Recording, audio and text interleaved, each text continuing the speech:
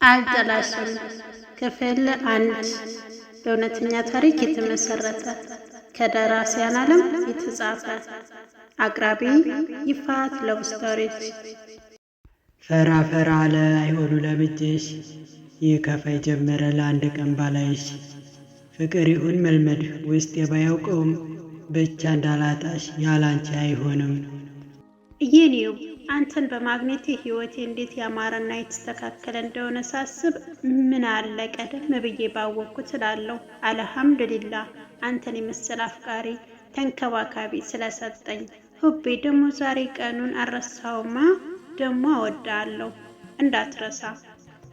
የሪም ቴክስት ነበር ለአቡበከር። ከእንቅልፉ ባይንቀሳቀስም በጠዋቱ ግን ትኩረቱን ስቦታል። ደግሞ ዛሬ ቀኑ ማን ነው እያለ ያስባል። በቃ ቀኑ ጁምዓ ከመሆኑ በስተቀር ምንም ተጨማሪ ነገር የለም።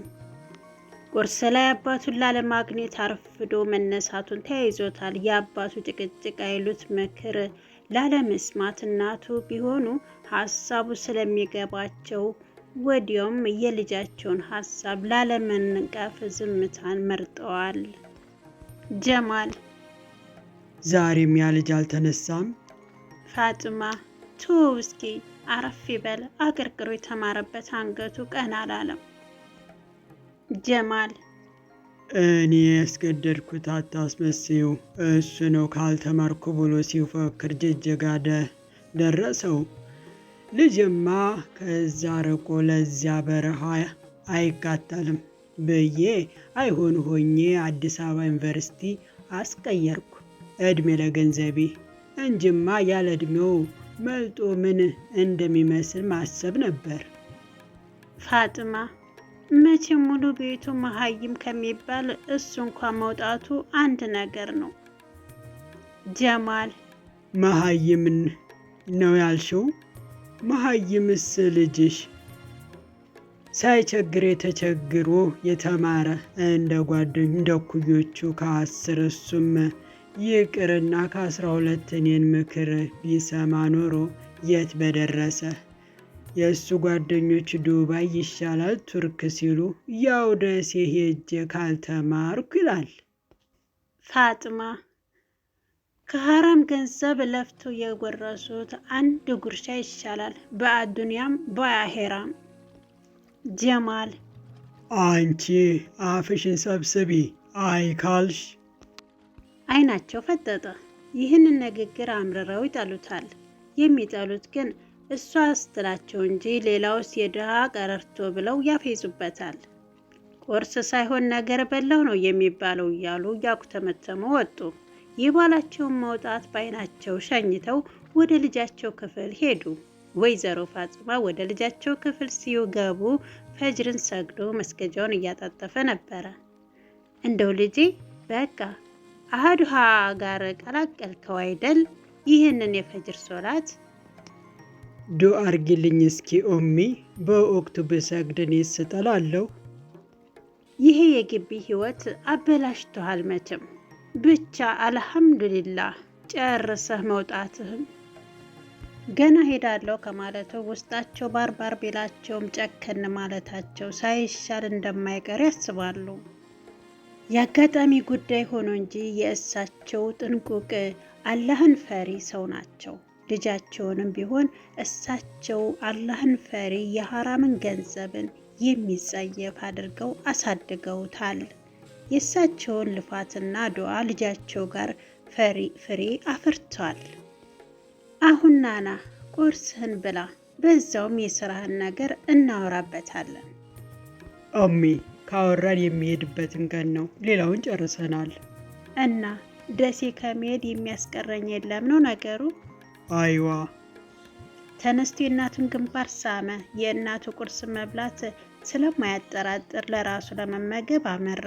ከፍ እያለ ሲመጣ ከእናቱ ይበልጥ የሚወድላት ለባሏ ያላትን ጥንቅቅነት ሆኗል። ቀድማን በልታም ሆነ ዘግይታ አታውቅም።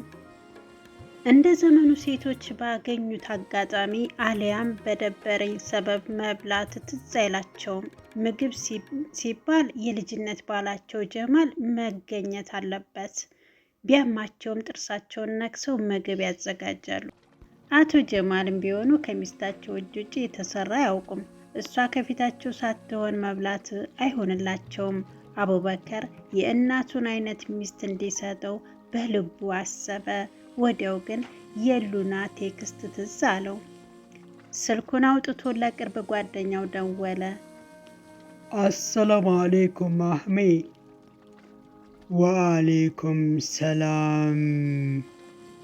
ምንድን ነው የሚለጥጥህ? ይልቅ ዛሬ ሉና ቴክስት አድርጋልኝ ነበር።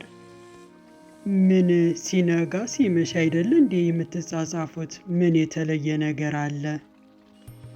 አይደለም፣ ዛሬ ምን የተለየ ቀን ያደርገዋል ብለህ ታስባለህ? ምን አለ ዛሬ? ሳልነግረህ ሚስትህማ ማለቴ ፍቅረኛ ትላንትና ደውላልኝ ነበር። ምን አለች? ከዛማ የምትወደውን ቀለም ስትጠይቀኝ ምን ነው እስከ ዛሬ አልጠየቅሽኝ አልኳት። ምን ብትለይ ጥሩ ነው? ምን አለች?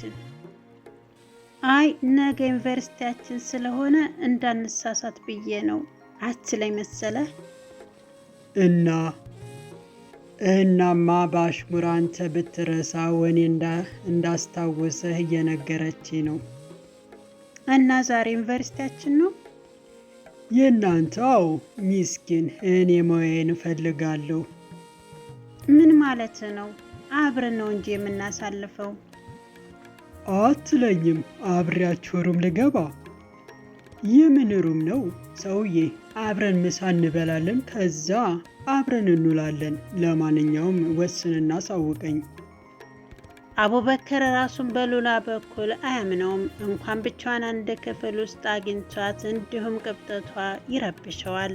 እሷን ጋር ሲሆን ሸነቱም አላህ ፈሪነቱም ይጠፋዋል። እሷን አግኝቶ ሲመለስ ጸጸት እንጂ ትርፍ አግኝቶ አያውቅም። ከእሷ መልስ ማታ ይቶብታል፣ ጠዋት ግን ያው ነው። ደሴ ለመሄድ 3 ቀን ቀረኝ። በቃ እንዳልሳሳት ከዛ ቶብቼ ተቀይሬ ወደ ደሴ። አይ ለምን ብለህ ሞት መምጫው አይታወቅም፣ ይቅርብህ ተው። ከራሱ ጋር ሙግት ገባ። ይቅርብ ሲል ቅብጠቷ፣ ፉም ገለዋ፣ ለስላሳ ከንፈሮቿ ይመጣበታል። ምን ችግር አለው? አላህ አዛኝ ነው። አንዴ ብሳሳት ምን ይለኛል ይላል።